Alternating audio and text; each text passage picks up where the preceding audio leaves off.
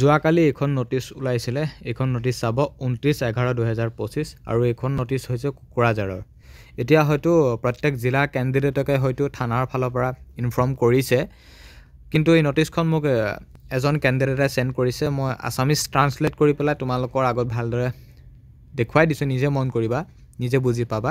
এইখন কোকৰাঝাৰৰ ডিষ্ট্ৰিক্ট হয়, যিহেতু এতিয়া আমাৰ এপইণ্টমেণ্ট আছে 3 ডিচেম্বৰ তাৰিখে। ইয়াত 8 ডিচেম্বৰ কথা কোৱা হৈছে, 3 ডিচেম্বৰ কথা কোৱা হৈছে, 6 তাৰিখ কথাও কোৱা হৈছে আৰু 11 তাৰিখ। ইয়াত বহুকেইটা তাৰিখৰ কথা ইয়াত মেনশ্যন কৰিছে। প্ৰত্যেক জিলাৰ ফালৰ পৰা হয়তো তোমালোক কেণ্ডিডেটবোৰলৈ হয়তো কিবা নটিফিকেশ্যন বা কিবা হয়তো কল কৰিছে কিছুমানক। কেনেকুৱা কি হিচাপত কৰিছে হয়তো তোমালোকে নিশ্চয় গম পাইছা।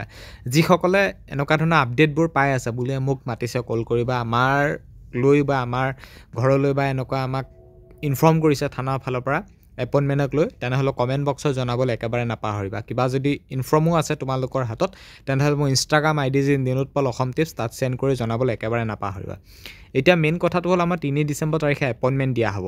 SLPRB হয়তো খুব সোনকালে আপডেটো আহিব, কিন্তু এতিয়া থানাৰ ফালৰ পৰা প্ৰায় কেণ্ডিডেটক কল কৰিছে বুলি আমি গম পাইছোঁ। এইখন হৈছে কোকৰাঝাৰৰ। ইয়াত নটিচত কি লিখা হৈছে মন কৰিব।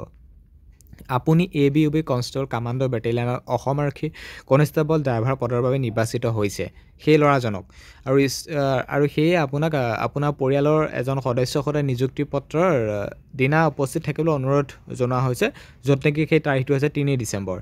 আৰু ইয়াত 3 ডিচেম্বৰ তাৰিখে চাহ আৰু প্ৰাক্তন চাহ বাগিচা জনজাতি সম্প্ৰদায়ৰ প্ৰাৰ্থী বাদ দি, মানে চাহ বাগিচা কেণ্ডিডেটখিনি বাদ দি, এতিয়া 8 ডিচেম্বৰ 2025 8 ডিচেম্বৰ তাৰিখে চাহ বাগিচা জনজাতি তেওঁলোকক দিয়া হ'ব 8 ডিচেম্বৰ তাৰিখে। এইটো 3 টাইপ কেটেগৰীক। বাকী 3 ডিচেম্বৰ তাৰিখে কোনখিনিক দিয়া হ'ব ইয়াত সম্পূৰ্ণ ধুনীয়াকৈ বুজাই দিয়া হৈছে।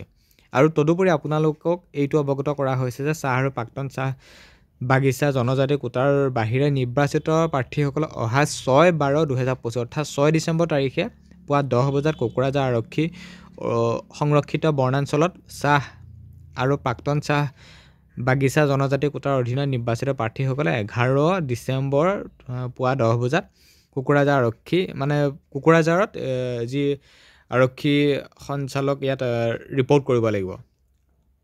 আৰক্ষী সংৰক্ষিত বনাঞ্চল বা ইয়াত ৰিপৰ্ট কৰিব লাগিব। হয়তো ৰিজাৰ্ভেই হ'ব, তেনেকুৱা খুব সম্ভৱ ৰিজাৰ্ভ হ'ব। ৰিজাৰ্ভত হয়তো উপস্থিত থাকিব লাগিব কোকৰাঝাৰ। ইয়াত মেনশ্যন কৰা হৈছে। এইখন নটিচখন হৈছে কোকৰাঝাৰৰ কেণ্ডিডেটখিনিৰ কাৰণে এইখন নটিচ। এতিয়া তোমালোকক ভালদৰে বুজাই দিছোঁ, নিশ্চয় মন কৰিছে। মোক এজন ফেচবুকত কেণ্ডিডেটে চেণ্ড কৰিছে এইখন। এইটো পুলিচ ৰিজাৰ্ভত জইন কৰিব লাগিব। পুলিচ ৰিজাৰ্ভ কোকৰাঝাৰ 11 ডিচেম্বৰ তাৰিখে। বাকী 3 ডিচেম্বৰত থাকিব এপইণ্টমেণ্ট, 8 ডিচেম্বৰত থাকিব 3 টাইপ কেটেগৰী এপইণ্টমেণ্ট, আৰু ইয়াত সম্পূৰ্ণ স্পষ্টভাৱে মেনশ্যন কৰা হৈছে। এতিয়া তোমালোকে ইনফৰ্ম কৰা তোমালোকৰ নিজৰ জিলা পুলিচ বিষয়াৰ লগত হয়তো কথা পতা, কিবা হয়তো তেওঁলোকে তোমালোকক নটিচ বা কিবা কল কৰি জনাব পাৰে। যদি তোমালোকক এতিয়াও যদি কিবা জনাইছে বা জনোৱা নাই, নিশ্চয় তোমালোকক জনাব, আৰু জনালে মোক জনাবলৈ নাপাহৰিব, ইনষ্টাগ্ৰাম ID ত জনাব। তেতিয়া মই তোমালোকক জনাই ধুনীয়াকৈ বুজাই দিব পাৰিম, যাতে আন সকলেও গম পায়।